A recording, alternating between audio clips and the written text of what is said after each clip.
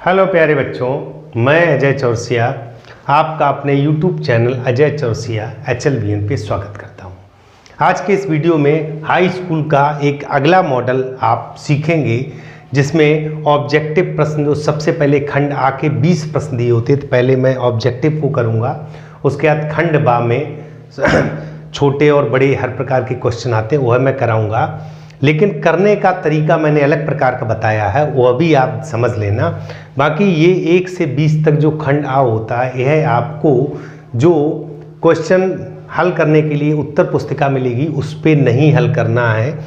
खंड आ का 1 से 20 प्रश्न तक OMR पे करना है। तो इसको हल करने के लिए चूंकि कुछ क्वेश्चन ऐसे होंगे जो आपको हल करने से आएंगे, तो उनको आप जो उत्तर पुस्तिका मिली हुई उसी में रफ वर्क में लास्ट में करिएगा। तो प्रयास करिएगा उत्तर पुस्तिका पर क्वेश्चन अंतिम प्रश्न से करिए। पहले लॉन्ग क्वेश्चन करेंगे, फिर शॉर्ट करेंगे, उसके बाद ऑब्जेक्टिव उसी में रफ पे करके और उनके टिक करते रहना OMR पे। तो देखो बेटा, चलते हैं। और डियर स्टूडेंट्स, वीडियो शुरू करने से पहले यदि आप हमारे चैनल पर नए हैं तो मेरे चैनल को सब्सक्राइब करें, और यदि सब्सक्राइब कर रखा है तो अपने दोस्तों को शेयर जरूर करें, चैनल पर कमेंट करें और आप उसको लाइक भी जरूर करें।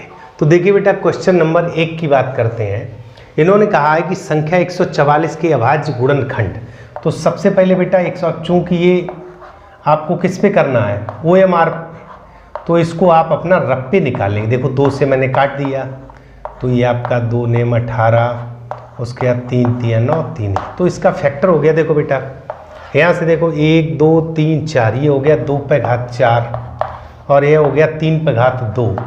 इन्होंने क्या कहा, संख्या 144 के अभाज्य गुणनखंड में अभाज्य गुणनखंडों की घातों का योग। तो अभाज्य गुणनखंड की घातों का योग, घातों का योग बेटा, घात हमारी कितनी है, इस पर 4 है, इस पर 2 है, तो घातों का योग 6 आया। तो ऑप्शन आपका डी पार्ट हो गया। दूसरे क्वेश्चन में इन्होंने कहा है कि द्विघात समीकरण यह दिया हुआ x² - 4 = 0। तो देखिए बेटा, x² = 4 हो गया, x हो गया ±√4 अर्थात ±2। अब देख लीजिएगा ±2 आपका कहाँ पर है, इस पार्ट में। ठीक है बेटा, बहुपद इतने के शून्य। तीसरे क्वेश्चन की बात करते हैं। तो x² - 2x - 3 शून्य के लिए बराबर 0 करते हैं। तो x², 2 के ऐसे फैक्टर जो घटकर, देखिए बेटा, ये जो 3 का मल्टीप्लाई किया, यहाँ देखो x लिख लो, 3 एकन 3 और 3 में से 1 गया, 2 बचा। तो x² - 3x प्लस का x - 3 बराबर 0। x कॉमन ले लो तो x - 3 प्लस 1 कॉमन ले लो तो x - 3 बराबर 0। x - 3 और x प्लस 1 बराबर 0। एक बार यह 0 रखोगे, x बराबर प्लस का 3 आएगा, इसको 0 करेंगे तो ऋण 1 आएगा। तो 3 और ऋण 1 देखो इसमें कहीं दिया होगा, ये दिया होगा। ठीक है बेटा, और पेपर पर टिक नहीं करना, OMR पर जब आप इसको हल करेंगे। तो जैसे तीसरे का C पार्ट आया, तो तीसरे में जो इस तरह के 3 गोला बने, इस पर ऐसे टिक कर लेना, बाद में हम इसको काला कर देंगे। ठीक है बेटा, अब क्वेश्चन नंबर 4 की बात करते हैं। चौथे क्वेश्चन में इन्होंने कहा है कि समबाहु त्रिभुज ABC में, अब देखो बेटा, एक त्रिभुज बना लीजिएगा। अब चूंकि यह सारा काम उस पर करना है, किस पे, रफ पे। तो देखो बेटा, ABC ये इनका समबाहु त्रिभुज है। उसके बाद भुजा AB की माध्यिका, इसकी माध्यिका CD, ये माध्यिका हो गई। ठीक, इन्होंने ये कहा है कि CD² बराबर, बेटा इसका स्क्वायर पूछा है। तो देखो बेटा, और AB के पदों में पूछा है, चूंकि CD का जो मान निकल रहा है वो AB के पदों में ही पूछ रहा है। तो मुझे चूंकि AB, देखो बेटा, जब समबाहु त्रिभुज है तो AB बराबर BC बराबर C, ये तीनों भुजाएं बराबर होंगी। यहाँ देखो बेटा, अगर हम इस त्रिभुज चाहे इधर ले लो चाहे नीचे ले लो, तो देखो बेटा CD² और प्लस AD² बराबर आपका क्या होगा, AC²। ठीक, ध्यान से समझिएगा, AC²। अब सारे मान मुझे लाने AB में, तो देखो बेटा CD तो आंसर लाना ही लाना है, CD²। AD जो है आपका AD, ये AB का आधा है, तो ये हो जाएगा 1/4 AB²। चूँकि AD का 1/2 AB, तो 1/4 हो गया। अब AC की जगह भी AB² लिख सकते हो। तो CD² बराबर AB² - 1/4 AB²। तो ये हो जाएगा 3/4 AB स्क्वायर, और 3/4 AB स्क्वायर हमारा ये रखा हुआ। ठीक है बेटा, पांचवें क्वेश्चन की बात करते हैं। अब पांचवें क्वेश्चन को यहाँ पे देख लीजिएगा। पांचवें क्वेश्चन में इन्होंने कहा है ये इस तरह का ट्राइंगल दिया हुआ, दो देखिए O पर एक आपका बना हुआ OAB, एक बना OPQ। चित्र में बिंदु O को बिंदुओं A तथा P से देखने पर, A तथा P से देखने पर अवनमन कोण, तो अवनमन कोण बेटा एक तो ये हो गया 60 अंश, और देखो ये 45 है, तो अवनमन कोण चूंकि ऊपर बनता है इस तरह बनता है बेटा, तो ये वाला भी 45 हो जाएगा। तो आप लिखेंगे ये A से बना 45 और P से बना 60, तो 45 अंश और 60 अंश, ये आपका कोण बन गया। देखो ये 45 बन गया और ये 60 दिया ही है, तो 45 और 60 का जोड़ा बन गया। छठे क्वेश्चन में इन्होंने कहा है निम्नलिखित बारंबारता बंटन का बहुलक वर्ग। बहुलक क्या होता है? जिसकी फ्रीक्वेंसी यानी जिसकी बारंबारता सबसे ज़्यादा होती है, यहाँ इसकी बारंबारता सबसे ज़्यादा है, तो ये आपका बहुलक वर्ग हो गया जो इन्होंने पूछा बहुलक वर्ग। तो वर्ग क्या हो गया आपका? छठे का आंसर 3 से 5। ठीक है बेटा, नोट करिएगा। चलते बेटा क्वेश्चन नंबर 7 पर। देखिए बेटा 7 में क्वेश्चन कहा गया है एक आयताकार कागज 40 × 22। देखो बेटा ये इस तरह का एक आयताकार कागज है, ये माप 40 है, 40 सेंटीमीटर, और ये माप 22 है। ठीक, इन्होंने ये कहा है कि इसको जो है मोड़ कर एक खोखला बेलन बनाया गया। तो जब मुड़ गया तो ये इस तरह का बन गया, बहुत ध्यान समझिएगा, इस तरह का मुड़ के बन गया। ठीक, ये मुड़ के बन गया। तो ऊंचाई तो इन्होंने कहा है कि आकार जिसकी ऊंचाई 40, तो ऊंचाई तो यही रही, तो इसका मतलब ये पार्ट जो है ये गोल हो गया, यही पार्ट तो इस तरह मुड़ गया। अब जब ये मुड़ गया तो यहाँ से बेटा क्या हो गया 2πr, जब मुड़ गया तो इसकी परिध बन गई 2πr बराबर ये दिया हुआ 22, तो 2/22/7 r बराबर 22। ठीक बेटा, 22 से 22 कट गया तो r बराबर हो गया 7/2, यानी कि 3.5 सेंटीमीटर, 3.5 सेंटीमीटर जो आपका ए पार्ट रखा हुआ। सिंपल है बेटा। 8वें क्वेश्चन की बात करते हैं। यहाँ ध्यान रखना, जब इसको मोड़ा गया तो ये गोल होकर इस तरह हो गया, तो ये आपका जो 22 सेंटीमीटर चौड़ाई थी वह बन गई परिध 2πr। अगले में दिया यदि 3 cot A बराबर 4, तो यहाँ से बेटा cot A हो गया आपका 4/3।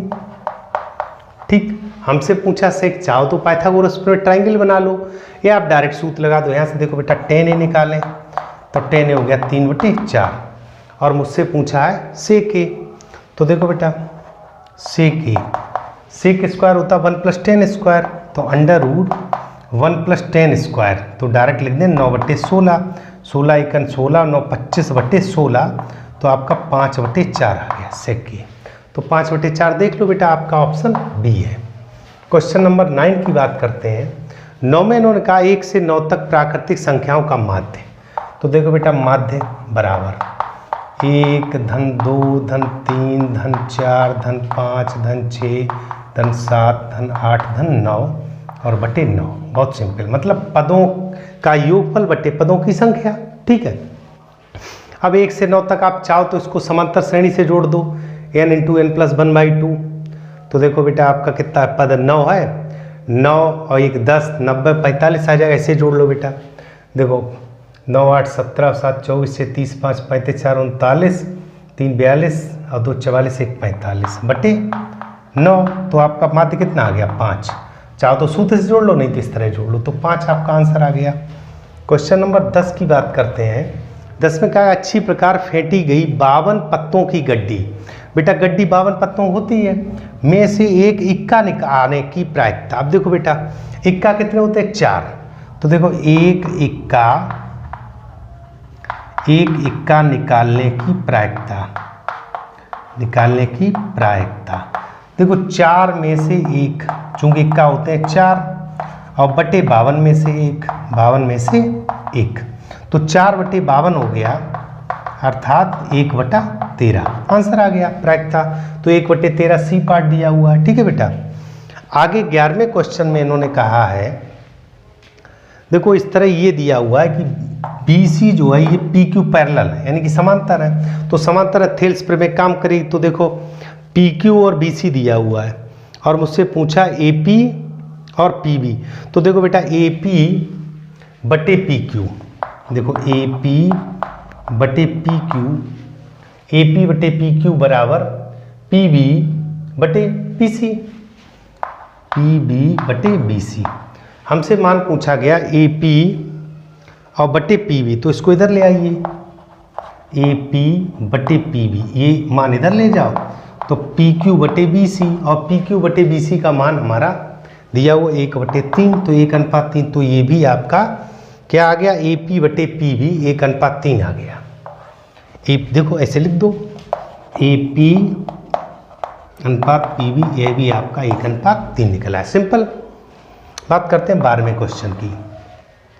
समीकरण दोनों के हल, तो देखो बेटा दोनों पहले जोड़ दो, x माइनस वाई बराबर 2 और x प्लस वाई बराबर 2, दोनों का मान 2 दिया हुआ है। जोड़ने पे ये कट गया, 2x बराबर 4, तो x बराबर 2 आ गया, और x बराबर 2 चाहे आप यहाँ रख दो, ठीक है बेटा, या यहाँ रख दो, कहीं रख दो, जैसे यहाँ रखा 2 प्लस वाई बराबर 2, तो वाई बराबर 0 आ जाएगा, ठीक। चाहे पे यहाँ रख दो तो भी वाई बराबर 0, तो फाइनली हमारा मान आ गया 2 और 0, तो 2 और 0 ये आपका बी पार्ट हो गया। नोट करिएगा बेटा।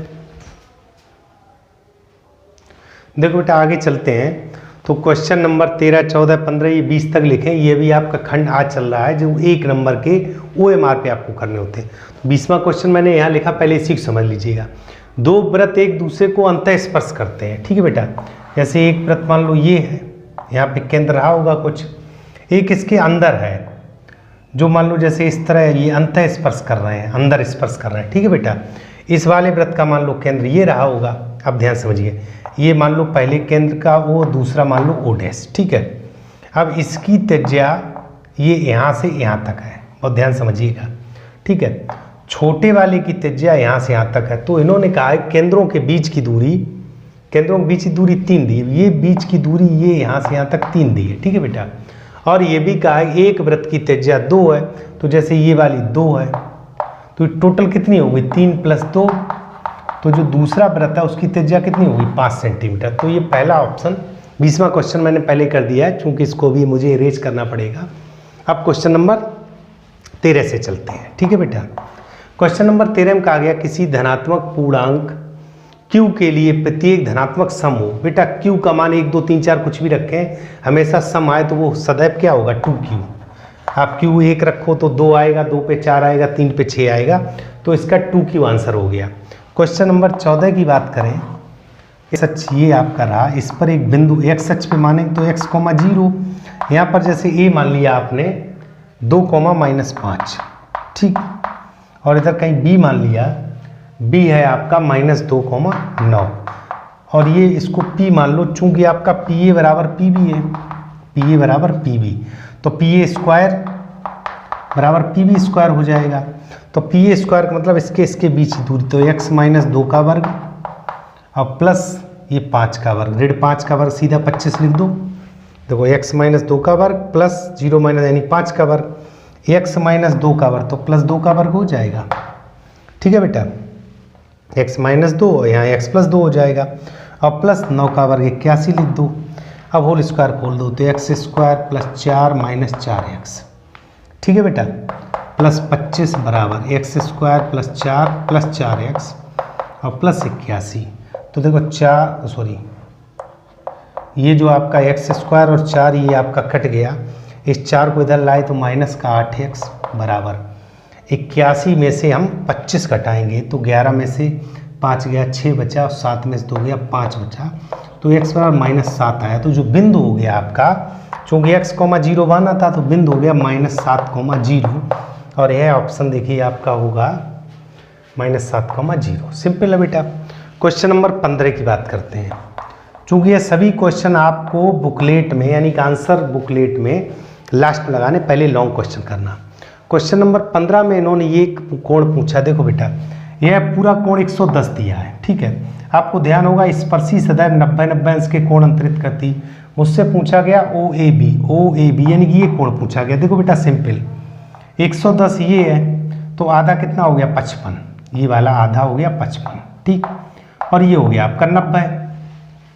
तो 9 5 14, ये हो गया 145। बहुत ध्यान, तो ये कोण पूछा है, यानी कि कोण इधर लिखे दे रहे हैं ओ ए बी बराबर, तीनों कोणों की होगी 180 अंश होता, तो 180 में से 90 और 55 घटा दो, 90 और प्लस 55, 180 माइनस ये हो गया 145। ठीक है बेटा, तो आपका कितना बच गया 35, 10 में से 5 गया 5 और 7 में से 4 गया तो 3, तो 35 अंश आपका। अब 35 अंश देख लीजिएगा, ए पार्ट है। ठीक है बेटा, बात करते हैं क्वेश्चन नंबर 16 की। Question number 16, cos square theta दिया हुआ है 1/2 और कॉस स्क्वायर लिख सकते हो आप 1 माइनस साइन स्क्वायर थीटा बराबर 1/2, तो साइन स्क्वायर थीटा बराबर 1 माइनस 1/2, इसको इधर ले जाएंगे। ठीक है बेटा, 1 माइनस, अब 2 1 2 में से गए, ये भी 1/2 आ गया, तो चूंकि सेम मान हो गया कॉस स्क्वायर का दिया, तो ये भी आपका साइन स्क्वायर। देखो बेटा, cos square 1 minus sine square लिख सकते हैं, इसको उधर ले जाएंगे 1 माइनस 1/2, तो फाइनली आपका 1/2 बचा। ठीक, अब इसको नोट कर लीजिएगा। क्वेश्चन नंबर 17 की बात करते हैं। जैसे बेटा यहाँ पर देखो एक त्रिज्यखंड दिया हुआ है, अब त्रिज्यखंड का अगर क्षेत्रफल पूछा होता तो हम लिख देते पाई आर स्क्वायर इंटू थीटा बटे 360। यहाँ पर मान पूछा परिमाप, परिमाप का मतलब ये माप और प्लस ये देखिए त्रिज्या 7 है, ये त्रिज्या 7 है, तो आपका त्रिज्यखंड का परिमाप होता है, त्रिज्यखंड का परिमाप। ठीक है बेटा, बहुत ध्यान समझिएगा, परिमाप एक त्रिज्या ये, एक त्रिज्या ये, तो 2r हो गया प्लस। जब हम क्षेत्रफल निकालते हैं तो हम लिखते हैं क्षेत्रफल गुणे थीटा बटे 360, यहाँ परिध निकाल रहे हैं तो परिध गुणे थीटा बटे 360, सिंपल। अब देखो बेटा 2 गुणे 7, चूंकि त्रिज्या 7 है, थीटा का मान 60 बटे 360 इंटू 2 पाई आर, तो देखो बेटा 2 पाई का मान रख दीजिएगा 22/7 और r का मान है 7। ठीक, तो देखो ये आपका 6 हो गया, ये 7 से 7 कट गया, इधर आपका 2 3 6, तो देखो 14 और प्लस 22/3, 14 3 42 और प्लस 22/3, तो ये हो गया 2 2 4 64/3 सेंटीमीटर, ये आपका परिमाप हो गया। तो 64/3 देखो बेटा ये पार्ट है, सिंपल समझिएगा। अगर यहीं पे क्षेत्रफल पूछा होता तो 2r नहीं लिखते, केवल क्षेत्रफल होता पाई आर स्क्वायर वृत्त का और इंटू थीटा बटे 360, ये त्रिज्यखंड का क्षेत्रफल, यहाँ परिमाप पूछा है। क्वेश्चन नंबर 18 की बात करते हैं। इसमें इन्होंने कहा कि यदि समांतर श्रेणी का सारवंतर ऋण 4, तो d हो गया ऋण 4। आगे का आ गया 10वां पद, 10वां पद का मतलब a + 9d, ये दिया हुआ -8, तो यहाँ रख दो। देखो बेटा a + 9d -8, तो देखिए 9 चौकू 36, ये उधर जाएगा प्लस का हो जाएगा। ठीक है बेटा, तो a बराबर 36 में से 8 गया तो 28 प्लस का बच गया। मुझसे पूछा गया प्रथम पद, तो 28 आ गया बेटा, सिंपल। उसके बाद 19वां, देखो 20वां पीछे कर ही चुके हैं। 19वें कुछ निम्न में अपरिमेय संख्या, देखो बेटा पाई का मान अप्रॉक्सीमेट यानी लगभग में होता 22/7, तो यहाँ पर ये परिमेय संख्या है, √4 का मतलब 2, ये पूर्णांक ये पूर्णांक, तो पाई आपकी अपरिमेय संख्या हो गई, अपरिमेय। ठीक है बेटा, सिंपल है। तो ये आपका सेक्शन ए जो खंड आ है, जिसको कि आप पहले लॉन्ग क्वेश्चन करना, खंड बा को पूरा करना, और 5वां, चौथा, तीसरा, दूसरा, पहला जो खंड बा है, उसके बाद लास्ट जो पेज बचे, फिर आप इन क्वेश्चंस को जो सॉल्व करने वाले सॉल्व करके OMR पर, जैसे मान लो 19वें का ए पार्ट आया तो पेपर में टिक नहीं करना है। 19वें ए को जैसे आपका OMR ये आपके 4 हैं, 19वें का ए आ गया, इस पर टिक कर लिया। बाद में जो ब्लैक कलर का बॉल पॉइंट OMR वाला पेन आता है उससे इसको डार्क कर देना। ठीक है बेटा, कंप्लीट डार्क करना है, और इसके लिए मैंने पहले वीडियो भी बना रखा, आप उसको देख सकते हैं। नोट करो बेटा। चलते हैं बेटा खंड बा पर। जो खंड बा, यहाँ से आपका जो 1 से 20 तक ऑब्जेक्टिव खंड आ में था वह OMR पे करना था। खंड बा से आपको जो आंसर शीट बुकलेट आपको मिलती है उत्तर पुस्तिका, उसमें आपको करना होता है। तो ध्यान दीजिएगा, जो खंड बा का पहला प्रश्न दिया उसमें दिया होता सभी खंड कीजिए, और यहाँ 6 पार्ट होते हैं और ये 6 के 6 करने होते हैं और प्रत्येक 2 नंबर का होता है। तो 12 नंबर का प्रश्न पहला बनता है खंड बा का। तो देखो बेटा, खंड बा में जो पहला का पार्ट है, पहले का एक द्विघात बहुपद ज्ञात करो जिसके शून्यकों का योग और गुणनफल क्रमशः दिया हुआ है, लेकिन इसमें 2 पार्ट दिए हुए हैं। तो देखो बेटा, सबसे पहले ये समझ लो, द्विघात बहुपद होता है एक्स स्क्वायर माइनस शून्यकों का योग और इंटू एक्स प्लस शून्यकों का गुणनफल। ये हमको फार्मूला मान लो, या आप इसको फार्मूला ना मान के आप अलग अलग शून्यकों का योग गुणनफल करके तो सूत्र लगा के कर सकते हो, बात वही है। तो देखो इस तरह का होता है। तो फर्स्ट पार्ट में चूंकि हमको योग और गुणनफल दिया हुआ है, तो √2 1/3, तो ये हो गया एक्स स्क्वायर माइनस √2x और प्लस 1/3। ये पहले का आंसर हो गया, ठीक है बेटा। दूसरे में दिया है शून्यकों का योग -3 है, तो एक्स स्क्वायर यहाँ हो जाएगा प्लस 3x, ठीक है बेटा, और शून्यकों का गुणनफल 2 है। तो ये दोनों आंसर हो गए, बिल्कुल सिंपल है। 2 नंबर का क्वेश्चन। खा की बात करते हैं। खा में उन्होंने कहा के किस मान के लिए, देखो बेटा ये समीकरण दिया हुआ, तो समीकरण हमेशा हमको ax स्क्वायर प्लस bx, तो माइनस के का गुणा किया तो माइनस के एक्स हो गया, और माइनस के प्लस तो ये प्लस के हो जाएगा। हमेशा मुझे लिखना होता है ax square plus bx plus c बराबर 0। इसके मूल समान है तो इसका व्यक्त कर। देखो बेटा, सबसे पहले ax square plus bx plus c बराबर 0 से तुलना कर लो। से तुलना करने पर चूंकि ये डिस्क्रिप्टिव है, इसको लिखना भी है, तो यहाँ से a बराबर 2 आ गया, b बराबर -k आ गया और c बराबर k आ गया। अब आप लिखोगे चूंकि मूल कैसे हैं बेटा, समान समान है या बराबर है, जो भाषा का मूल बराबर या समान एक ही बात है, चाहो तो यहाँ बराबर लिख दो। तो हमेशा b स्क्वायर माइनस 4ac बराबर 0 होता है। तो b की जगह -k इसका स्क्वायर माइनस 4, a के स्थान पे 2 है और c के स्थान पे k इक्वल 0। तो देखो ये हो गया k स्क्वायर माइनस 8k बराबर 0। k कॉमन ले लो, k माइनस 8, तो k का मान एक तो आपका 0 आया, एक 8 आया, 2 मान आ गए।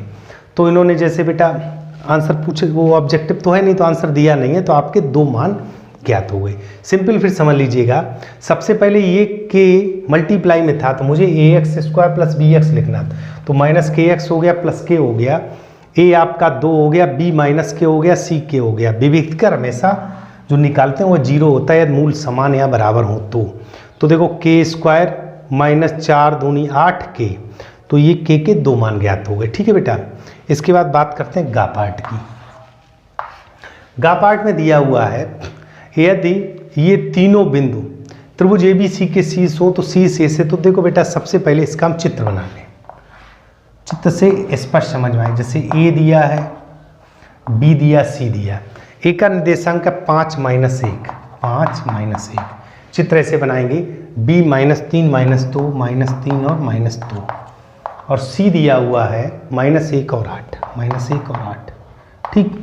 आगे इन्होंने कहा है कि त्रिभुज ABC के शीर्ष A से जाने वाली माध्यिका, A से ये माध्यिका जाएगी D, ठीक। तो D आपका इसका और इसका मध्य बिंदु होगा, तो D का निर्देशांक हो गया -3 और प्लस का -1, तो यानी -4/2, तो -2 हो गया। मध्य बिंदु निकालना। देखो बेटा चूंकि डिस्क्रिप्टिव सवाल है तो आप सबसे पहले ऐसे लिखेंगे, डायरेक्ट ना निकालो। बिंदु D आपका हो जाएगा -3 प्लस -1/2 कोमा -2 प्लस 8/2, तो यह आपका हो जाएगा -4/2 यानी कि -2 और 6/2 यानी 3। तो आपका D का निर्देशांक निकला, क्यों? क्योंकि D आपका मध्य बिंदु है। अब इन्होंने कहा है D निकाल लिया, माध्यिका की माप तो AD की माप इधर लिखे दे रहे हैं, आप अपने बुक में कायदे से करना, ये मैं थोड़ा कम जगह के लिए। तो माध्यिका AD, माध्यिका AD। अब AD को हम जब निकालेंगे तो इसका मतलब AD बराबर जो हमारा बिंदु A है 5, -1 और जो D मैंने निकाला -2 और -3, इनके बीच की दूरी। तो देखो AD बराबर √5 -2 तो +2 का वर्ग -1 -3 का वर्ग, तो 5 2 7 49 हो गया, और ये हो गया 4 चौकू 16, ठीक है बेटा। तो 9 6 15, 4 1 5 1 6 √65, ठीक है। इतना इकाई आपकी बीच की दूरी ज्ञात हो गई। सिंपल सा नोट करिएगा बेटा। अगले पार्ट पे चलते हैं। घ पार्ट में दिया हुआ बिंदुओं, अब ध्यान दीजिएगा 1, 3 और ऋण 4 और 6। देखो बेटा ये ए मान लो 1,3, एक बिंदु ए है 1,3 और एक बिंदु बी है जो -4,6 दिया हुआ। ठीक है बेटा, इनका बिंदुओं ए तथा बी को मिलाने वाले रेखाखंड को 2:1 में अंतः विभक्त करने वाले बिंदु, जैसे यहाँ पे एक बिंदु P मान लिया जो 2:1 में विभाजित करता, मुझे इसका कोऑर्डिनेट में नहीं मालूम, मैंने x और y मान लिया। P को तो x बराबर निकालें तो सूत्र क्या होता है mx2 और प्लस nx1 बटे m प्लस n। इधर y बराबर क्या होगा m/2 प्लस n/1 बटे m प्लस n। ठीक है बेटा, तो ये हो गया आपका -8 + 1 तो -7 रह गया बटे 3। देखो बेटा -8 + 1 इधर आपका हो गया 6 दूनी 12 और 3 15 बटे 3, तो ये आपका 5 आ गया। तो जो बिंदु P निकला वह निकला -7 बटे 3,5। सिंपल सा समझ लीजिएगा। अंत विभाजन क्या होता mx2 तो 2 गुणे ऋण 4 प्लस n 1 गुणे 1 तो देखो -8 और प्लस का 1 तो माइनस का 7 बटे 3 हो गया। इसको किया तो m/2 2 गुणे 6 और प्लस 1 गुणे 3 तो 6 दूनी 12 3 × 3 15 बटे 3 यानी कि ये 5 हो गया। घा की बात करते हैं। घा के बाद अंग्या। अंग्या को देख लो। अंग्या में कहा गया है ये सारे टेबल में मान हमको पता होते हैं। तो 5 cos 60 का मान 1/2 होता है। ठीक है बेटा -4। अब sec स्क्वायर 30 तो देखो बेटा sec 30 होता है 2/√3 इसका स्क्वायर -10 45 का स्क्वायर 10 45 1 होता है प्लस cos 90 ये 0 होता है तो इसका स्क्वायर कोई मतलब नहीं। देखो बेटा फिर समझ लो cos 60 1/2 होता है।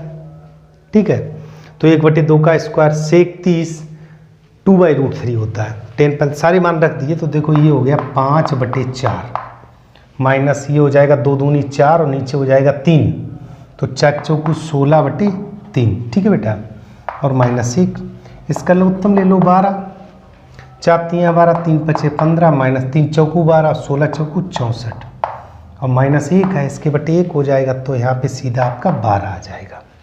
सिंपल है बेटा। फिर समझ लीजिएगा 5 ये 1/4 तो 5/4 हो गया। ये 2/√3 4/3 तो 16/3 हो गया। ये 1 हो गया, ये 0 एलसीएम लिया तो आपका कितना आया 12 4 3 12 3 5 15 3 चौकू 12 16 चौकू 64 12 यहाँ 12 हो गया। अब देखो 15 में से 12 गया तो 3 या इनको माइनस वाले एक साथ कर लो पहले। तो देखो 4 2 6 6 1 7/12 तो फाइनली आंसर आ गया 6 में से 5 गया 1 7 में से गया 6 इतने बटे 12 ये हमारा आंसर आ गया। सिंपल है बेटा। बात करते हैं चा पार्ट की। चा पार्ट में कहा गया प्रायिकता ज्ञात करो यदि संख्याओं 1 2 3 4 डॉट डॉट 35 तक चुनी गई तो संख्या कुल संख्या कितनी हो गई? कुल संख्या हमारी कितनी है 35 और एक संख्या 7 का गुणज है। 7 के गुणज कितने होंगे बेटा? 7 होगा 14 होगा 21 होगा 28 होगा और 35 होगा। तो गुणज कितने हो गए? गुणज हो गए आपके 5। तो 7 का गुणज चुने जाने की प्रायिकता 7 का गुणज चुने जाने की प्रायिकता। ठीक है बेटा। तो देखो बेटा 5 गुणज हैं और टोटल है 35 तो 5/35 यानी कि 1/7 आंसर आ गया। सिंपल है बेटा, नोट करिएगा। देखो बेटा खंड बा में जो क्वेश्चन नंबर दूसरा आएगा उसमें लिखा होगा निम्नलिखित किन्हीं 5 खंडों को करो और 6 पार्ट दिए होंगे। प्रत्येक जो है ये चूंकि 5 करने 4 अंक का होगा। तो यहाँ देखो सबसे पहला क्वेश्चन दिया गया है। थोड़ा ये मैंने टेक्निकल क्वेश्चन इसलिए लिया है कि आप अभी तक क्या था कि जैसे जो आपने जब साधारण सीखा होगा समांतर माध्य माध्यिका या जो भी, तो उसमें जो वर्गंतराल का क्रम था जैसे 40 से 45 45 से 50। यहाँ आप देख रहे हैं कि 1 का अंतर है, यहाँ 44 है यहाँ 45 है, 49 फिर 50 1 का अंतर है। तो जब इस तरह का अंतर हो तो वर्ग अंतराल को जो हम लिखेंगे ये जो सबसे पहले वर्ग अंतराल हम लिखेंगे, इसको का पार्ट को करते हैं, इसको बहुत ध्यान समझिएगा, वर्ग अंतराल। ठीक, तो वर्ग अंतराल मुझे ये बनाना पड़ेगा। ये थोड़ा अलग स्टाइल का सवाल है, इसीलिए मैंने स्पेशल लिया है। ये चूंकि 1 का अंतर आ रहा तो इसमें आधा पीछे जाएगा, आधा आगे आएगा, तो 39.5 से चलेगा और चूंकि 39 से 44 है तो 44.5 तक चलेगा। सिंपल है बेटा, मतलब आधा पीछे हो गया, आधा आगे होगा। वो 45 वाला 44.5 से और आगे था 49 तक, तो 49.5 तक। ठीक है, यह महत्वपूर्ण पॉइंट है। फिर अगला हमारा है 50 थे, तो अब 49.5 से और आगे आपका 54 होगा तो 54.5 तक। ठीक है, फिर यहाँ 54.5 से 59.5 तक। ठीक है, 59.5 से 64.5 यानी 64.5 तक। ठीक है बेटा, और 64.5 मतलब 64.5 से जो आपका था 69, तो आपका हो जाएगा 69.5 तक। ठीक है बेटा, यानी कि क्या करना है, आधा आगे आधा पीछे। देखो इधर प्रत्येक में 0.5 जुड़ गया होगा, 44.5, 49.5, फिर 54.5, 59.5, 64.5 और 69.5। इधर आधा घट गया होगा, देखो 39.5, 44.5, 49.5, 54.5, 59, यानी ये महत्वपूर्ण बात है। उसके बाद हम निकालते हैं मध्यमान। ठीक, मध्यमान आप पहले से जानते हो x होता है। अब यहाँ जो भी भाषा लिखी थी, यह क्यों करना पड़ा, क्योंकि यहाँ पर 1 का अंतर, तो आधा आगे आधा पीछे यह प्रोसेस होता है। ठीक, बहुत महत्वपूर्ण सवाल है। अब देखो बेटा, जब हम इनको चूंकि क्या किया, इसका मुझे मध्यमान चाहिए, तो देखो आधा आधा 1 हो गया, तो ये हो गया 40 और 44 कितने हो गए आपके 84 का आधा कितना हो गया 42, तो 42 हो गया। अब यहाँ देख लो बेटा, ये हो गया 1, तो 49 1 50, 90 94 का आधा हो गया 47। अब आपने 2 निकालिए, देखो 5 का अंतर, तो 5 5 जोड़ते जाइए, 52, 5 57 और 5 62 और 5 67। ठीक है बेटा, उसके बाद आप यहाँ पर चूँकि जब बड़े अंक हों तो आप हमेशा विचलन से लगाते हैं, तो आप लिख दो माना कि कल्पित माध्य जिसको हम इस्तेमाल ए मानते हैं, वो आप इसमें बीच में से कोई एक मान लो, 52 57 जो आपका मन करे, जैसे मैंने 57 मान लिया। ठीक, ये आपकी चॉइस है। उसके बाद इसमें देख लीजिएगा जो उभयनिष्ठ पद है, उभयनिष्ठ पद या अवयव जिसको हम एच कहते थे, तो इनमें देख लो डिफरेंस कितने का 5 का, ये 5 हो गया। अब यहाँ पर u लिखना, u एक्चुअली होता क्या है, x माइनस ए बटे एच। तो आपको कैलकुलेशन कुछ नहीं करनी, बस सिंपल सा जिसको मैंने माना उसके सामने 0 लिख दो। देखो 57, इधर आपका -1 -2 और -3 और इधर 1 और 2, सिंपल है बेटा। आप घटा के देख लो, जैसे ये 57 यहाँ क्या था x माइनस ए बटे एच, 57 माइनस 57 बटे 5 0, 52 में से 57 गया तो ऋण 5 बटे 5, तो आपका ऋण 1 आ गया। तो ये प्रोसेस यहाँ लिखना FU। अब FU के लिए हमको पहले मैंने ये निकाल लिया, अब आप लिख लीजिएगा बारंबारता जो हमारे क्वेश्चन में दी होती है। खेतों की संख्या क्या है, बारंबारता हमारी 4 6 16 20 30 24 30 और 24। ठीक है बेटा, तो यहाँ पर एक हम कॉलम बनाएंगे AF इंटू U। ठीक है, पहले FX लिखते हैं, अलग अलग प्रोसेस रहते हैं, तो यहाँ FU निकालना। ठीक है बेटा, थोड़ा सा बड़ा कॉलम कर दे रहे क्योंकि यहाँ प्लस माइनस दोनों है FU। ठीक, तो देखो बेटा, जब मैंने पहले इनका गुणा किया तो ये हो गया -12, ये हो गया -12, ये हो गया -16, इसका किया 0, ये हो गया 30 और ये हो गया 24 दूनी 48। यहाँ पर निकालते हैं बेटा सिग्मा FU बराबर, देखो प्लस वाले हमारे मान कौन कौन से हैं, प्लस वाले ये हैं 8 4 3 7, माइनस वाले ये हैं 6 2 8 2 10 1 2 3 1 4। ठीक है बेटा, तो यहाँ से सिग्मा FU आपका निकल आया 8, 7 में से 4 गए 3 प्लस का 38। तो आपको जो माध्य निकालना है, माध्य होता है A प्लस सिग्मा FU बटे सिग्मा F इंटू H। तो A मैंने 57 माना था, प्लस सिग्मा एफ यू आपका 38 आ गया, एच हमारा 5 था, और बटे सिग्मा एफ का टोटल कर लीजिएगा, ये सिग्मा एफ आ जाएगा। इसका टोटल देखो बेटा 4 6 10 6 16 4 20 2 2 4 3 7 2 9 1 10, ये हो गया 100। तो देखो बेटा और आराम, मल्टीप्लाई कर दिया तो देखो 57 और प्लस ये मैंने गुणा किया 5 अट्ठे 40, 5 15 4 19 और बटे है 100, तो 1.9 आ जाएगा। तो 58.9 ये आपका माध्य आ गया। तो जो सबसे महत्वपूर्ण बात थी, मैंने इसीलिए इसी मॉडल को कलेक्ट किया है कि यहाँ पर एक डिफरेंस था, तो एक पीछे से और एक मतलब आधा पॉइंट पीछे आधा आगे से स्टार्ट करना बहुत महत्वपूर्ण सवाल है, इसको बेटा नोट करिएगा।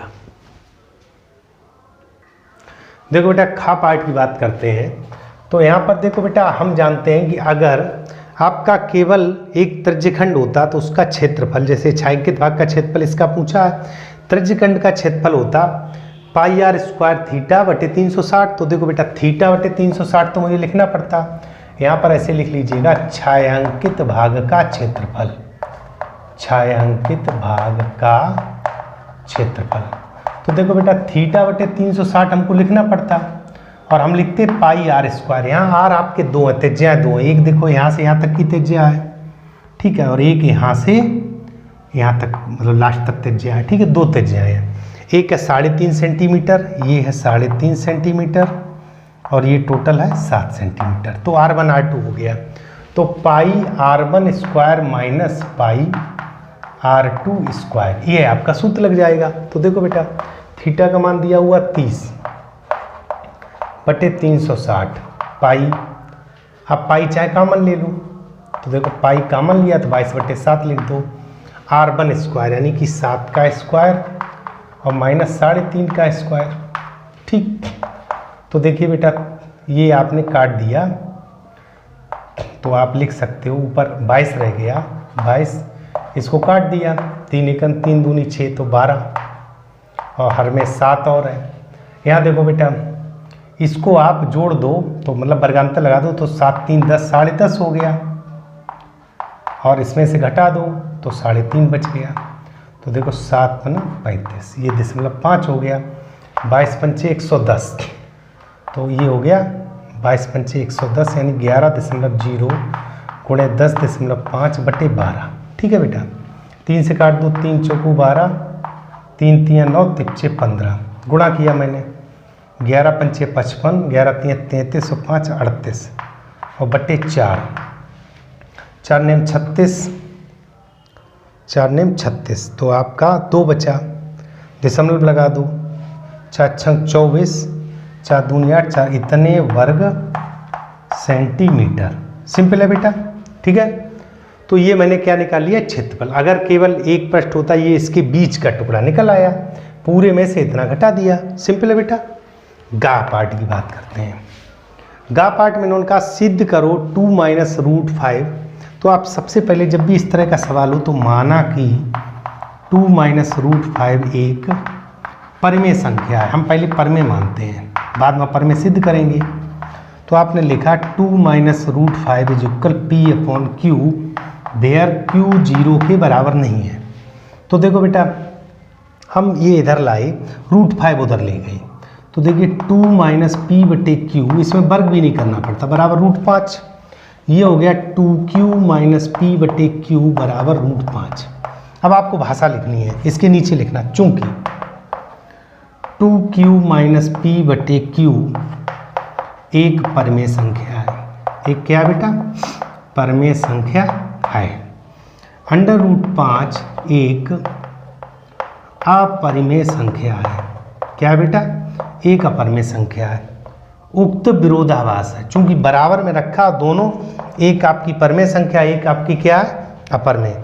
उक्त विरोधाभास है, उक्त विरोधाभास है, अतः 2 - √5 एक अपरिमेय संख्या है, अपरिमेय संख्या है। तो सिंपल है बेटा, इस तरह के मैंने पहले भी वीडियो बना रखे हैं, तो आप आसानी से कर सकते हैं। नोट करो बेटा। चलते हैं बेटा क्वेश्चन नंबर घ पर। अब घा में दिया हुआ बेटा 0 और 100 के बीच विषम संख्याएं, तो देखो बेटा 0 और ऐसे लिखना होगा 100 के बीच विषम संख्याएं, के बीच विषम संख्याएं। तो सबसे पहले हम विषम संख्याएं लिख लें। तो देखो 1, 3, 5, 7 डॉट डॉट 99 तक। तो अब हमको प्रथम पद पता चल गया, a बराबर 1 हो गया, l बराबर 99 हो गया और d बराबर आपका हो गया 3 - 1 अर्थात 2, d - 2। तो अब हम ये जान लें हमारे पद कितने हैं।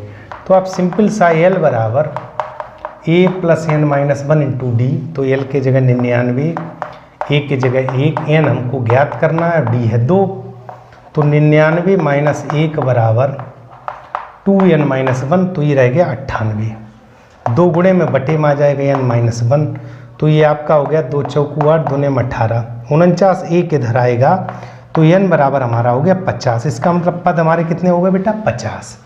और इन्होंने ये पूछा है बीच विषम संख्याओं का योग। अब बात करते हैं योग की। तो योग जिसको मैं SN, तो ये होता है n/2 a + l। तो 50/2 a 1 है आपका और l कितना है 99। सिंपल बेटा, ये हो गए आपके 25 × 100, तो फाइनली आपका आंसर हो गया 2500। बहुत सिंपल। फिर समझो 1, 3, 5, 7, 99 ये बीच की विषम संख्याएं हो गई। पहला पद 1, अंतिम पद 99, डी आपका दूसरे में से पहला घटा दो। तो ये सूत्र होता है, यहाँ से मैंने निकाल लिया n का जो मान निकला वो कितना निकला 50। तो n 50 है तो SN n/2 a + l हो गया। अब बात करते हैं घा के बाद क्वेश्चन नंबर आगे। इसमें एक द्विघात समीकरण दी हुई है, इसमें मूलों की प्रकृति पूछी और मूल भी पूछे हैं। तो देखो बेटा 2x बटे x - 4, ठीक है, प्लस 2x - 5 बटे x - 3 बराबर 25/3। अब देखो बेटा ये दिया होगा x कभी 4 के बराबर नहीं हो सकता, 3 के बराबर, यही बातें दी। इसका मतलब क्या होता है, यहाँ x 4 के बराबर नहीं हो सकता, 3 के बराबर। क्यों? अगर बराबर होगा तो 0 0 का भाग देंगे अनंत, मतलब अपरिभाषित मान हो जाए, इसलिए बराबर हो नहीं सकता। इनका एलसीएम ले लो बेटा।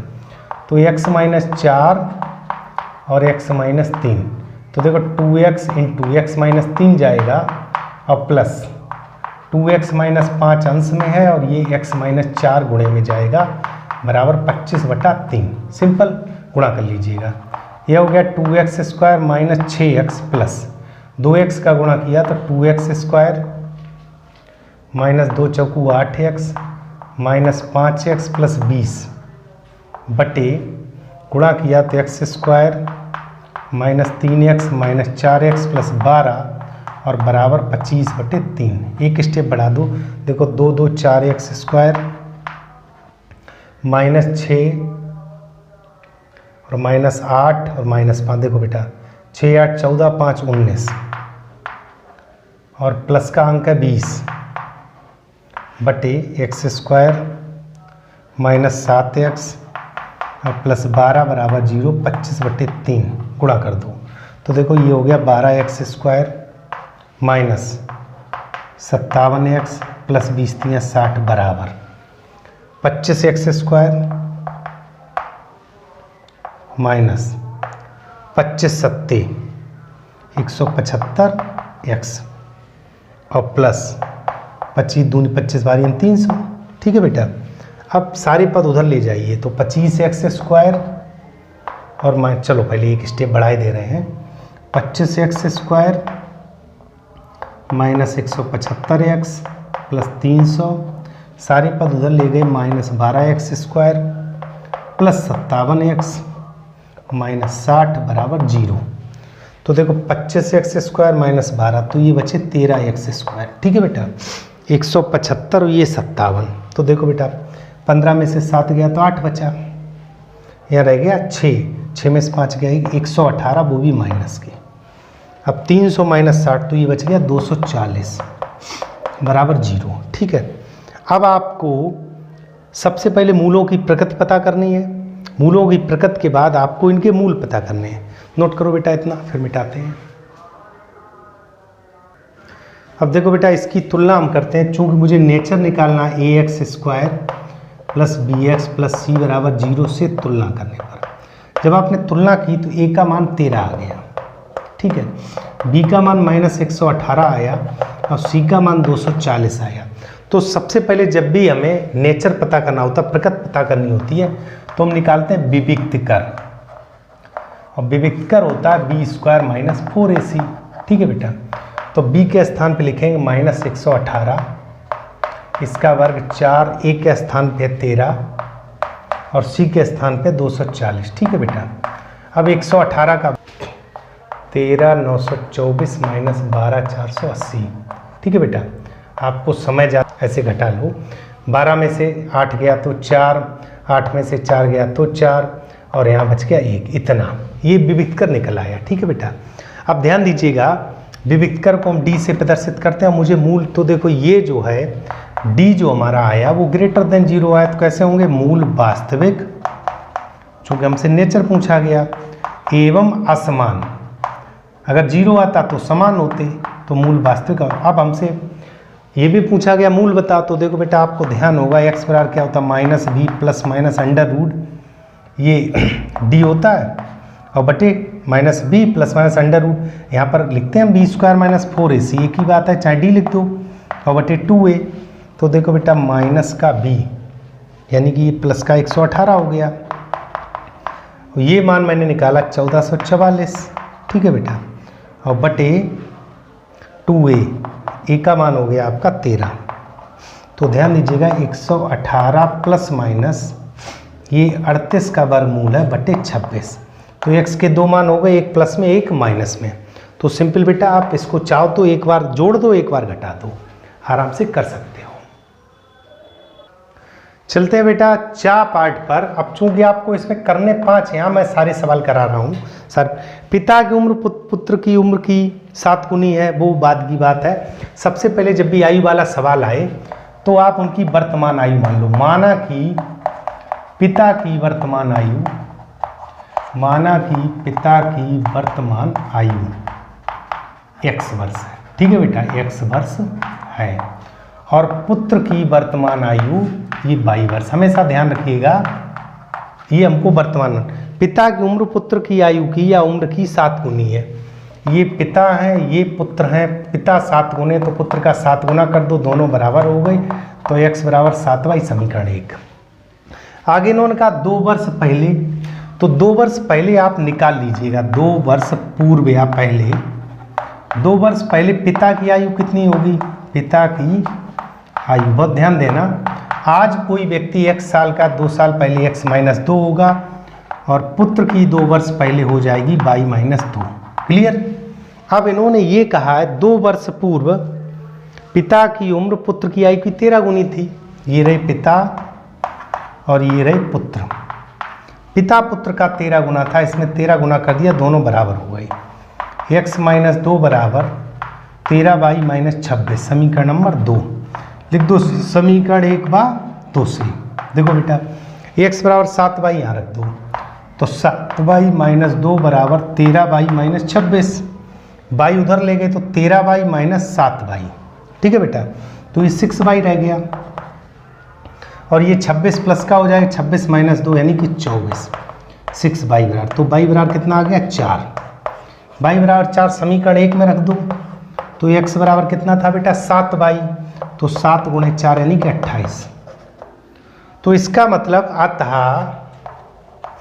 पिता की वर्तमान आयु, पिता की वर्तमान आयु कितनी निकली बेटा 28 वर्ष, और पुत्र की वर्तमान आयु 4 वर्ष है। चेक कर लो अब जरा, देखो पहली शर्त में इन्होंने कहा है कि पिता की आयु पुत्र की आयु 7 गुनी थी। देखो बेटा 4 7 28, 2 वर्ष पहले पिताजी 26 साल के होंगे और लला 2 साल का होगा, ठीक है, पिताजी 26 के होंगे, ये 2 वर्ष का होगा, तो 2 का 13 गुना, यही इन्होंने कहा है।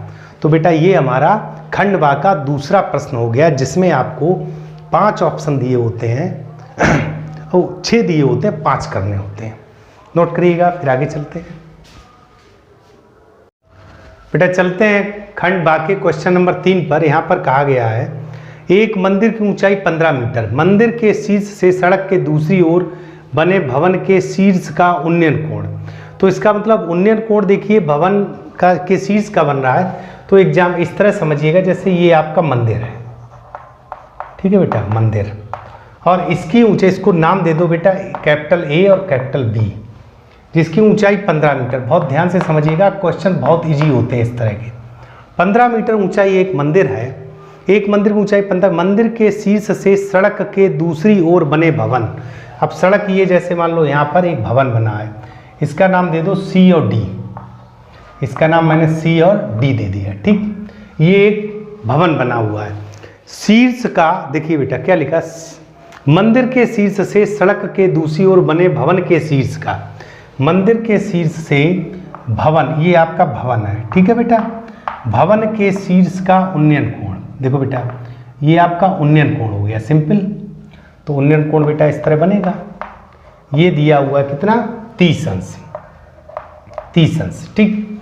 आगे इन्होंने कहा है तथा भवन के पाद का अवनमन, अवनमन कोण चूंकि बनेगा यहीं से, लेकिन ये ऊपर से आएगा इस तरह बेटा, ये वाला कोण, यह कोण दिया हुआ है इन्होंने 45 अंश, ठीक। तो हमारे क्वेश्चन सिद्ध कीजिए भवन की ऊंचाई। अब देखो बेटा ये आपका 15 है, तो यहाँ तक ये भी 15 हो गया, यहाँ तक ये भी 15 हो गया, ये इतना पोर्शन आप h मान लो, ठीक।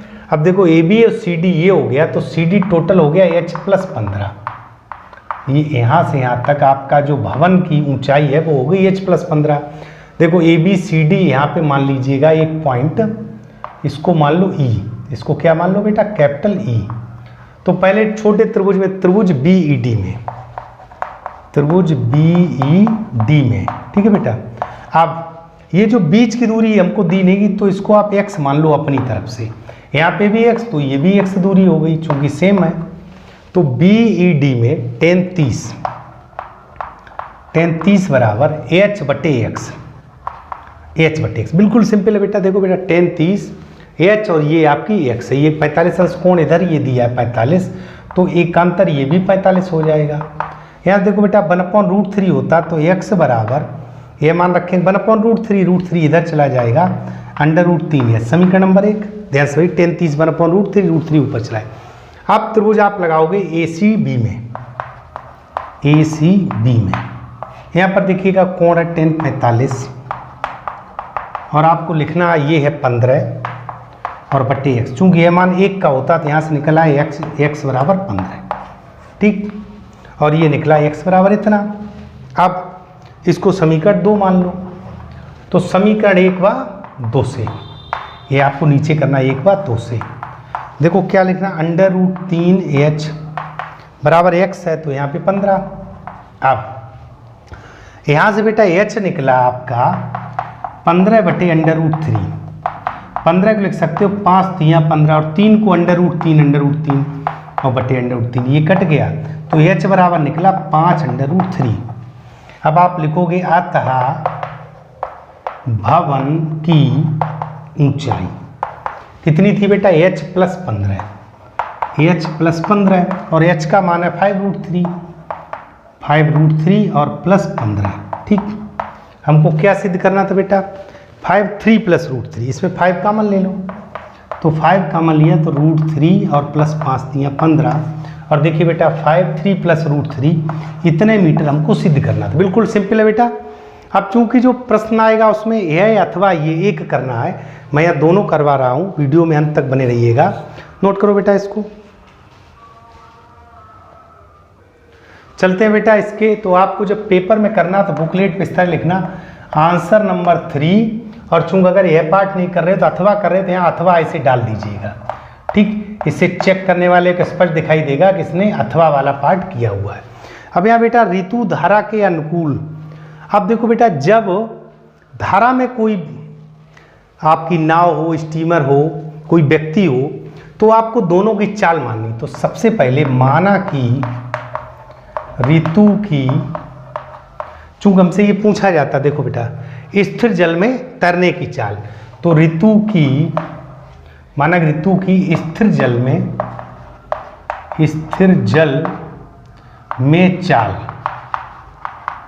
x किलोमीटर प्रति घंटा, ठीक, x किलोमीटर प्रति घंटा, एवं धारा की चाल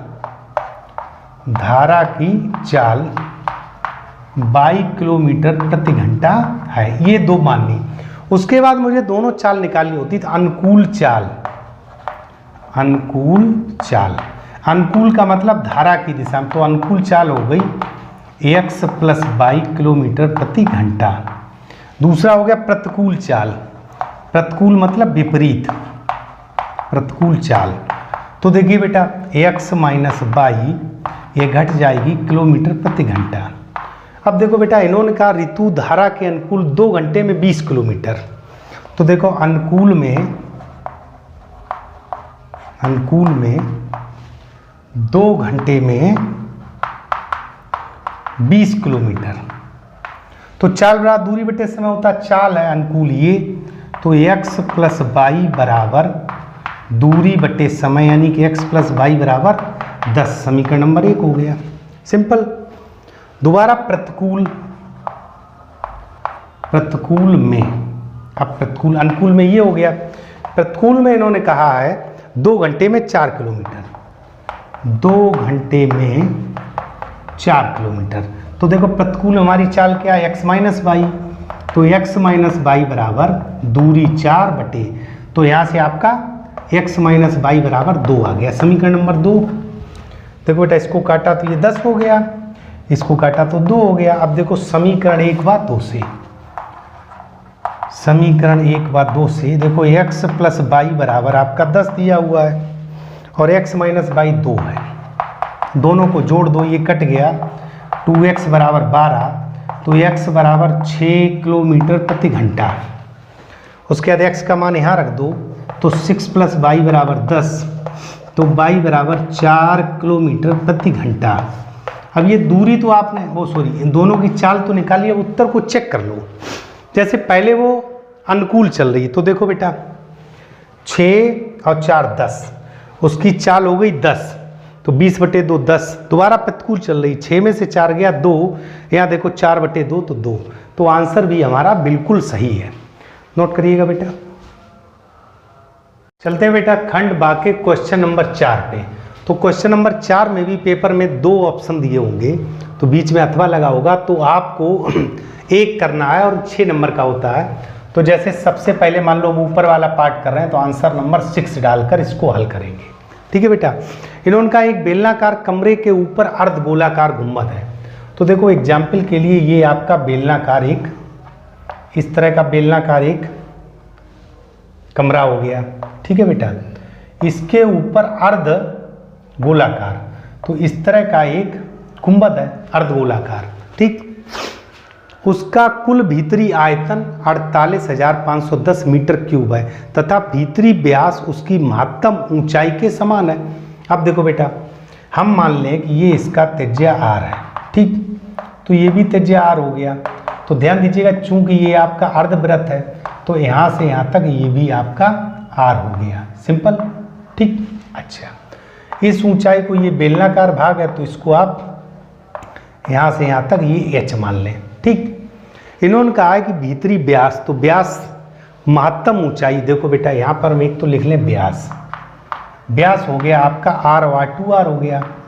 महत्तम ऊंचाई, महत्तम ऊंचाई, ध्यान दीजिएगा महत्तम ऊंचाई यानी ये टोटल ऊंचाई, तो h + r, और यह दोनों भीतरी व्यास और महत्तम ऊंचाई समान है, तो इसका मतलब h + r बराबर 2r। तो यहाँ से बेटा h बराबर 2r - r यानी कि r, यह मैंने एक संबंध निकाल लिया। अब इसका आयतन दिया हुआ, तो आयतन क्या होगा बेटा, सबसे पहले आयतन होगा ये जो गुंबद है अर्धगोलाकार, इसका आयतन, तो अर्धगोले का आयतन होता है 2/3 πr³, और ये जो नीचे बेलनाकार आकृति, इसका आयतन हो जाएगा πr²h। तो सिंपल बेटा 2/3 πr³ plus πr² into r, चूंकि h की जगह हम क्या लिखेंगे r, तो आपका हो गया 2/3 πr³ और प्लस πr³, तो देखो 3 × 3 = 2 = 5, तो आपका हो गया 5/3 पाई आर क्यूब। ये हमारा आयतन ज्ञात हो गया, इतने घन मीटर। और ये दिया हुआ है 5/3 पाई आर क्यूब बराबर 48,510। अब इसको हल कर लेते हैं। तो देखो बेटा 5/3 गुणे 22/7 और आर क्यूब बराबर 48,510। तो आर क्यूब बराबर 48,510 में इंटू 3 इंटू 7, ये बटे लो 5 और 22, 5 और 22। ठीक बेटा, 5 4 9 8 1 9, 11 से कट जाएगा। तो 11 दूनी 22, 11 चौकू 44 बचा 4, 45 को 11 44, 11 1 11, तो ये हो गया। ठीक है बेटा, 5 दूनी 10 और ये बिंदी कट गया। आपका बच्चा 441 गुणे 7 21 आर क्यूब बराबर। तो सिंपल बेटा आर क्यूब बराबर 41 लिख सकते हैं, 21 गुणे 21 और गुणे 21 है, तो आर क्यूब हो गया 21 का क्यूब। तो आर बराबर 21 मीटर। आर हमारा कितना है बेटा 21। इन्होंने हमसे पूछा है कमरे की ऊंचाई, तो आता कमरे की ऊंचाई, कमरे की ऊंचाई। अब ऊंचाई बेटा टोटल कितनी है, यहाँ से यहाँ तक h प्लस आर। तो h, चूंकि h बराबर आर है तो ये बेटा 2r पहले से रखा है, तो इसका मतलब 2 गुणे 21, तो 42 मीटर ये आपके कमरे की ऊंचाई आ गई। फिर समझ लो क्या करना है इसका भीतरी। अब चूंकि इसकी मोटाई से मतलब नहीं है तो भीतरी आयतन निकाला, तो यह हो गया 2/3 पाई आर क्यूब, यह हो गया पाई आर स्क्वायर एच, और एच बराबर आर मैंने पहले फाइंड आउट कर लिया, रख दिया। तो 5/3 पाई आर क्यूब, यह आयतन मैंने ज्ञात किया और ये आयतन हमारा दिया हुआ था, दोनों बराबर कर दिए। तो आर का मान मुझे 21 मीटर प्राप्त हुआ। यानी त्रिज्या महत्तम ऊंचाई h प्लस आर है, ये पूरा h प्लस आर। ठीक है बेटा, महत्तम ऊंचाई तो h प्लस आर यानी कि h आर के बराबर है, तो 2r हो गया। तो 42 मीटर आपका महत्तम ऊंचाई उस कमरे का हो गया। नोट करिएगा बेटा। चलते हैं बेटा आंसर नंबर 4। अगर मान लो अब आपको पेपर में ये करना है तो 4 और ऐसे लिख दीजिएगा अथवा, तो चेक करने वाला जान जाएगा कि आपने इसका बा पार्ट किया हुआ, अथवा वाला पार्ट। उनका एक त्रिभुज का एक कोण दूसरे त्रिभुज के एक कोण के बराबर है तथा इन कोणों की के अंतर्गत करने वाली भुजाएं समानुपाती। इसका मतलब क्या दिया हुआ है, जैसे मान लो एक त्रिभुज आपका ए बी सी है, बहुत ध्यान से समझिएगा, ए बी सी एक त्रिभुज है। ठीक है बेटा, और एक दूसरा त्रिभुज आप चाहे छोटा ले लें या बड़ा ले लें, जो आपका मन करे वो ले लें। ठीक, इसका नाम जैसे मैंने दे दिया डी ई एफ। ठीक, चाहो तो आप इससे ये छोटा भी ले सकते हो, बड़ा भी। यहाँ पर इन्होंने कहा एक त्रिभुज का एक कोण दूसरे त्रिभुज के एक कोण बराबर है, तो ये आपका दिया हुआ है कोण ए बराबर कोण डी, ये आपका दिया है, बहुत ध्यान से समझिएगा, ये गिवन है। और इन्होंने ये भी कहा है तथा इन कोणों को अंतर्गत करने वाली भुजाएं समानुपाती हैं। इसका मतलब अब देखो बेटा, ये जो भुजाओं का अनुपात दिया, ये इस कोण के अंतर्गत भुजाएं ये कैसी हैं, समानुपाती हैं। तो जैसे ए बी बटे डी ई बराबर आपका दिया हुआ ए सी बटे डी एफ, ये हमारे सवाल में दिया है। क्लियर, दो बातें दी हैं। हमको क्या सिद्ध करना है कि तो सिद्ध करो दोनों त्रिभुज समरूप। अब ये दोनों त्रिभुज समरूप, तो सिंपल सा है बेटा, हम इसके बराबर जैसे इसके यहाँ पर एक इस तरह का एक लाइन खींच लें। ठीक है, ई एफ, यहाँ जैसे मैंने पी क्यू दे दिया। अब आपको सिंपल सा करना, कोण ए बराबर डी ए पहले से था, मैंने क्या किया कि बी सी के बराबर एक पी क्यू मैंने रेखा खींच ली। अब बेटा जब ये मैंने एक रेखा पी क्यू इस तरह इसके बराबर खींच ली, तो ये मैंने यहाँ से क्या लिया, इस ए बी के बराबर ये डी पी लिया। तो देखो बेटा, हमारा जो टास्क है, पहले इन त्रिभुजों को सर्वांगसम करेंगे। देखो बेटा, यहाँ से देखो कोण ए, इसके नीचे लिखना ऐसे, देखो कोण ए बराबर तो कोण डी हो गया, ये हमारा गिवन है यानी दिया हुआ है। यहाँ देखो बेटा, ए बी बराबर मैंने डी पी लिया है, ए बी बराबर डी पी लिया है, ए सी बराबर डी क्यू लिया है, ए सी बराबर डी क्यू।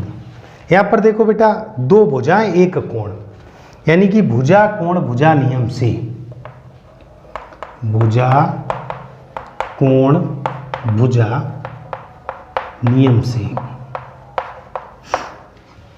ये दोनों त्रिभुज, कौन सा त्रिभुज, ये त्रिभुज और ये वाला त्रिभुज, ये कैसे हो गए, सर्वांगसम हो गए। तो त्रिभुज ABC सर्वांगसम है त्रिभुज DPQ के, भी ये सर्वांगसम आ गई। अब ध्यान देना, ये सर्वांगसम है, सेम प्रोसेस बेटा। जब ये सर्वांगसम है, इसका मतलब क्या हुआ कि ये जो कोण है ये इसके बराबर हो गया। तो इसका मतलब हो गया कि अतः कोण B बराबर कोण P आ गया, और कोण C बराबर कोण Q आ गया, आ गया, और Q निकल आया। इसका मतलब क्या हो गया कि AB बटे DP बराबर AC बटे DQ, ठीक। और ये AB बटे DE पहले से दे रखा है, AB बटे DE बराबर AC बटे DF, ये पहले से गिवन है। तो ये बेटा देखो AB अंश में तो सेम है, तो इसका मतलब ये जो इनका अनुपात है ये कैसा हो जाएगा, बराबर। अर्थात ये जो रेखा है EF, आधार भुजा जो है यह समांतर है PQ की, ये PQ समांतर है। अब जब PQ समांतर है तो कोण P बराबर कोण E हो गया। इसका मतलब कोण P बराबर कोण E हो गया, और कोण F बराबर कोण Q हो गया।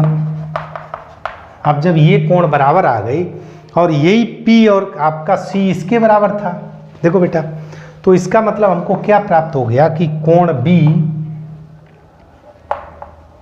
B बराबर कोण E ये प्राप्त हो गया, और कोण C बराबर कोण F प्राप्त हो गया। अब देखो दो कोण बराबर आए, तीसरा पहले से बराबर, तो आपको केवल दो कोण बराबर लिखने होते, तो आप लिखोगे अतः त्रिभुज ABC समरूप है त्रिभुज DEF, ठीक है बेटा। कैसे, मैंने क्या किया, ये कोण आपस में बराबर ज्ञात कर लिए।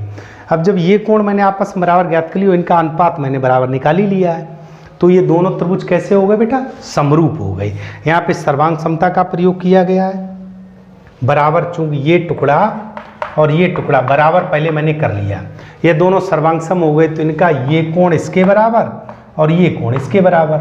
उसके बाद मैंने क्या किया, इनका अनुपात ये भी बराबर आएगा, और ये अनुपात मेरे में दे रखा है पहले से, तो जब इनकी कंपैरिजन करेंगे तो ये भुजा इसके पैरेलल आ जाएगी, समांतर है, तो यह कोण इसके बराबर या इसके बराबर।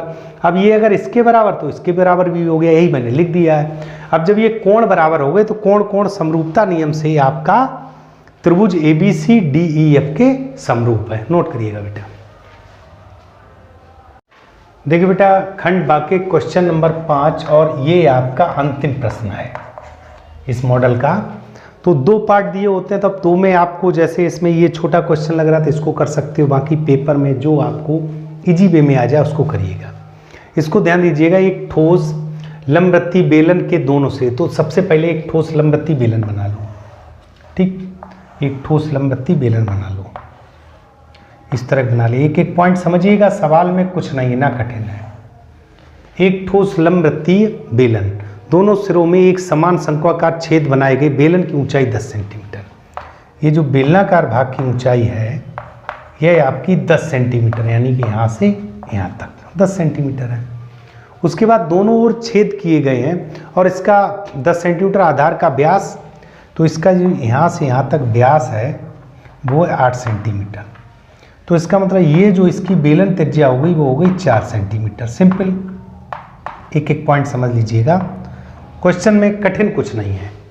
अब यदि आधार का भाई, यदि छेद का व्यास, चूंकि समान शंक्वाकार छेद बनाए गए दोनों ओर, छेद का व्यास 6 सेंटीमीटर है और गहराई 4, तो यहाँ से देखो बेटा टोटल 10 है, तो ये जैसे आपकी ऊंचाई है टोटल 10, तो यहाँ पर कहीं 2 सेंटीमीटर छोड़ दिया होगा, और इधर आप ये 6 सेंटीमीटर त्रिज्या लेकर, 6 मतलब 6 का व्यास लेकर, यहाँ से यहाँ तक पूरा आपका 8 है, यहाँ से यहाँ तक 6 हो गया। ये दो शंक्वाकार इसमें छेद किए गए, ये इस तरह के, ठीक। एक एक पॉइंट समझिएगा, यानी कि इतना पृष्ठ काट के निकाल दिया गया, यही तो उन्होंने कहा है। अब इसमें क्या, ये बेटा 6 किया गया, तो इसकी जो त्रिज्या, ये शंक्वाकार भाग निकाला गया, तो इसकी ये त्रिज्या यहाँ लिखे दे रहे, त्रिज्या होगी 3 सेंटीमीटर, टोटल 6 है, तो ये जो इतना टुकड़ा है ये 3 सेंटीमीटर का हो गया। अब इसकी ये टोटल इन्होंने दी है गहराई, छेद का व्यास 6 सेंट, गहराई 4 सेंटीमीटर। ये जो गहराई है ये कितनी है बेटा, यहाँ से यहाँ तक 4 सेंटीमीटर। तो अब हम क्या करें, इन्होंने कहा शेष बचे ठोस का आयतन, तो सबसे पहले बचे ठोस का आयतन, बचे ठोस का आयतन, सबसे पहले हम आयतन निकालते हैं। आयतन बेटा सिंपल सा, जो बेलन का आयतन है, बेलन का आयतन माइनस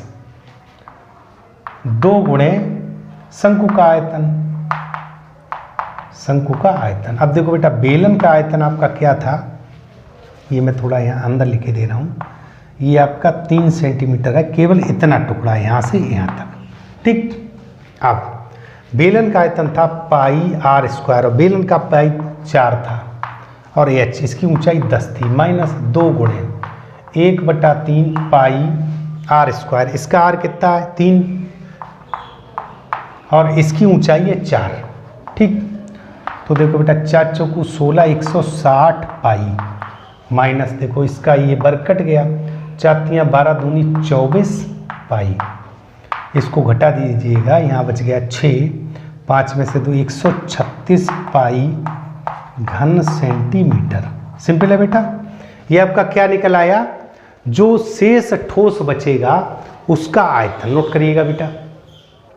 अब बेटा इसी में आगे पूछा है, बचे ठोस का आयतन हो गया, मैंने आयतन ज्ञात कर लिया। अब संपूर्ण पृष्ठ और पूछा, तो देखो बेटा संपूर्ण पृष्ठ, अब संपूर्ण पृष्ठ को समझिएगा।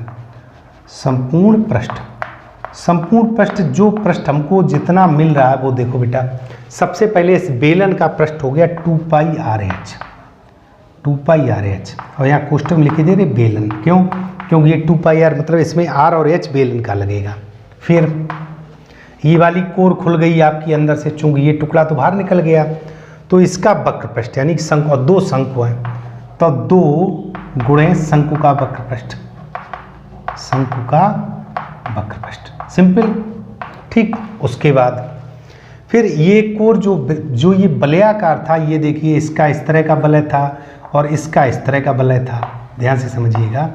तो इस वलयाकार में जो अंतर होगा वो भी आपका खुल जाएगा, तो इसको भी लिखेंगे +2 पाई। अब यहाँ पर चूंकि वलय 2 हैं तो r1 square minus pi r2 square, ठीक है। अब r1 r2 आप ऐसे ही लिख लो, r1 आपका हो गया 4 सेंटीमीटर चूंकि इसका, और r2 हो गया 3 सेंटीमीटर, ठीक है बेटा। अब सारे मान रख दो, 2 पाई r, इसी r को हम r1 कह रहे हैं बेलन को, ठीक है। तो r1 4 है, तो 4 गुणे h आपका 10 है, ठीक है। उसके बाद +2 शंकु का वक्र पृष्ठ पाई r, इसका r कितना आएगा 3, और l मैंने अभी यहाँ निकालना है l, तो देखो बेटा ये आपका 4 है, ये 3 है, तो l भी यहीं पे निकाल लो, √h square plus r square होता है 4 का वर्ग प्लस 3 का वर्ग, 16 9 25, यानी कि l कितना आ गया 5, तो यहाँ पे रख दो 5, ठीक बेटा। +2 पाई बाहर ले लो, r1 स्क्वायर मतलब 4 का स्क्वायर और -3 का स्क्वायर। अब इसको सोल्व कर लो, देखो बेटा 40 दूनी 80 पाई प्लस 5 तियाँ 15 दूनी 30 पाई प्लस 16 में से 9 गया, चाचू को 16 में से 9 गया तो 7 दूनी 14 पाई, तो ये आपका हो गया 8 3 सीधा सा 4 3 1 4 8 4 12, 124 पाई वर्ग सेंटीमीटर। ये हमारा क्या आ गया बेटा, जो ये आकृति बची हुई, चूंकि ये टुकड़ा आपका बाहर निकल गया, ये टुकड़ा आपका बाहर निकल गया, बहुत ध्यान से समझिएगा, इतना टुकड़ा बाहर निकल गया, ये भी इतना टुकड़ा बाहर निकल गया, तो ये जो बचा हुआ पृष्ठ है, बचा हुआ जो शेष भाग है उसका पृष्ठ। तो देखो ये वलयाकार, चूंकि इतना ही तो टुकड़ा, ये तो है नहीं, ये तो निकल गया बेटा, ये पूरा हमारा टुकड़ा निकल गया, तो केवल वलयाकार इस तरह बचा, ये इस तरह बचा, ये टुकड़ा तो है ही नहीं। तो देखो बेटा ये वाला पृष्ठ खुल गया, तो ये वाला पृष्ठ तो मैंने पाई आर एल 2 बार कर दिया। उसके बाद ये वलय का, तो वलय का ये मैंने लिख दिया, ठीक है बेटा। तो 124 पाई वर्ग सेंटीमीटर नोट करिएगा बेटा। अब देखो बेटा जो ये मॉडल पेपर था, इसमें जो 5वां क्वेश्चन होता, अंतिम प्रश्न होता, करना एक ही पार्ट, मैंने इसको कर दिया, अब अथवा वाले पार्ट करते हैं। तो जो उत्तर पुस्तिका उसको आपको ऐसे लिखना, आंसर नंबर 5 का अथवा, ठीक है बेटा। अब अथवा को करेंगे, यहाँ पर दिया हुआ एक आकृति दी हुई है, ठीक है। आकृति को हम यहाँ बना लेते हैं। देखो ये दिया हुआ AC, यहाँ पर एक दिया हुआ B और D, यह बिंदु दिया B और यह बिंदु दिया D, ठीक है बेटा, D। इसको मिला दो AD, और M और L, M और L, और यहाँ पर दिया हुआ इस तरह L और N, L और N, ठीक। कंडीशन दी है LM ये इसके पैरेलल है, CB के ये इसके समांतर, ये हमारे सवाल में दिया हुआ, ठीक है बेटा। तथा यहाँ पर दिया हुआ है LN ये समांतर दिया हुआ इसके, किसके, CD के। अब बेटा जब ये समांतर है तो सबसे पहले हम बात करते हैं त्रिभुज ACB या ABC में, त्रिभुज ABC में। देखो बेटा ABC में आप लिख दो थेल्स प्रमेय से, किससे, थेल्स प्रमेय से। ये दोनों भुजाएं चूंकि देखो ये समांतर हैं, तो इसका मतलब AM/MB बराबर AL/LC, ये समीकरण 1 हो गया, ठीक। इधर त्रिभुज ADC में, त्रिभुज ADC में यहाँ भी देखो थेल्स प्रमेय से, थेल्स प्रमेय से, तो यहाँ पे हो जाएगा AN/ND बराबर AL/LC, AL/, ये समीकरण 2 हो गया, ठीक है बेटा।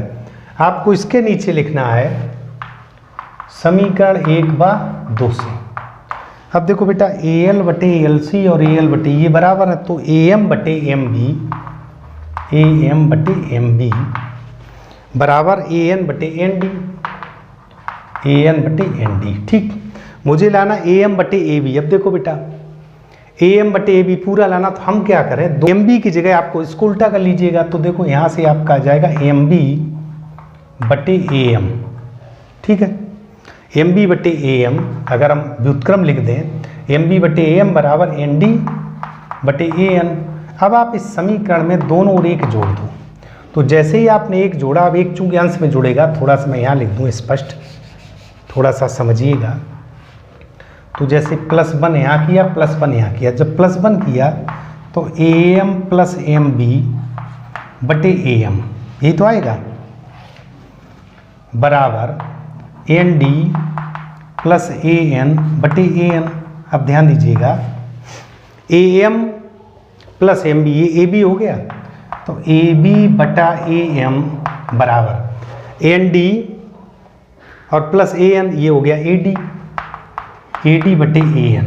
इसका व्युत्क्रम लिख दो बेटा, इसको पुनः उल्टा कर लो, ये ऊपर ले आओ। तो देखो बेटा AM इसको उल्टा कर देंगे, अतः AM/AB बराबर AN/AD, और यही हमको सिद्ध करना था। देखो बेटा AM/AB AN/AD, देखो सिंपल फिर समझिएगा, चूंकि थेल्स प्रमेय ये कहती है अगर ये दोनों भुजाएं समांतर हैं तो इनका टुकड़ों का अनुपात आपस में बराबर होता है।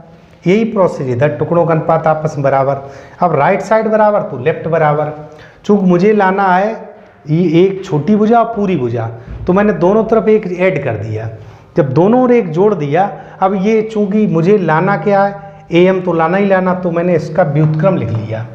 जब 2/3 बराबर 4/6 है तो उसको उल्टा कर दो, तो ये दोनों तरफ एक जोड़ दिया, तो ये आपका बन गया अब ये बन गया, ये पूरा मान ए बी ए डी, इसका व्युत्क्रम लिख दिया तो ये हमारा आ गया। तो डियर स्टूडेंट्स, आज के इस वीडियो में जो मैंने आपको मॉडल पेपर दिया है, आज का मॉडल पेपर समाप्त होता है और आप यह अनवरत प्रयास करते रहेंगे और मेरे वन शॉट सभी देखेंगे और जितने मॉडल मैं आपको दे रहा हूँ, अभी आगे और भी मॉडल आपको दूंगा बोर्ड पेपर से पहले, उन सबको रेगुलर यदि आप करते रहे तो उम्मीद मानिए आपके बहुत अच्छे मार्क्स आएंगे।